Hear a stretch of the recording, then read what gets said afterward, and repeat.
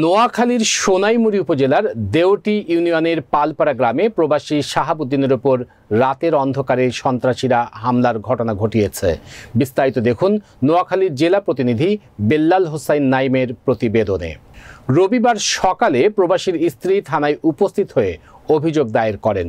গত 30 মে বৃহস্পতিবার রাত 8:30টায় এই হামলার ঘটনা ঘটে। হামলায় আহত শাহাবুদ্দিনের স্ত্রী শাবানা আক্তার, সোনাইমুড়ি থানার খলিলুর রহমানের স্ত্রী সোনিয়া আক্তার ও মনু মিয়ার ছেলে মোহাম্মদ মিলন সহ অজ্ঞাতনামা 1-2 জনকে আসামি করে থানায় অভিযোগ দায়ের করেন। সন্ত্রাসী হামলার শিকার শাহাবুদ্দিন উপজেলার দেওটি ইউনিয়নের পালপাড়া গ্রামের জাগিরদার বাড়ির মৃত মকবুল আহমেদের বড় ছেলে।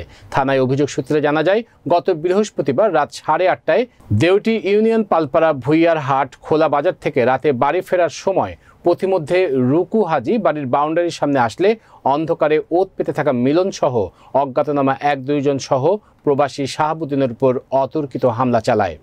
মিলন টর্চ লাইট দিয়ে শাহাবুদ্দিনের শরীরের বিভিন্ন স্থানে আঘাত করে, বিশেষ করে তার বাম চোখ ও ডান হাতে গুরুতর জখম করে।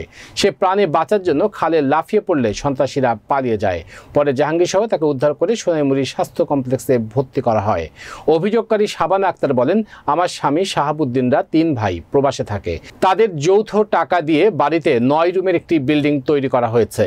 প্রত্যেকে 3 রুম করে ভাগে পাওয়ার কথা, কিন্তু আমার দেবর খলিলুর রহমান ও তার স্ত্রী আমাদেরকে একটি রুম ব্যবহার করতে দিয়ে অন্য সমস্ত রুম তাদের দখলে রাখে এবং আমাদেরকে ঘর থেকে বের করে দিতে চায়।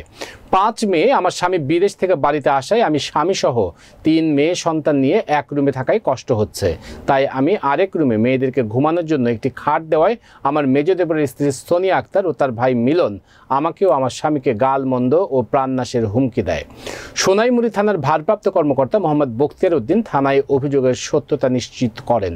তিনি বলেন, তদন্ত করে প্রয়োজনীয় ব্যবস্থা গ্রহণ করা হবে।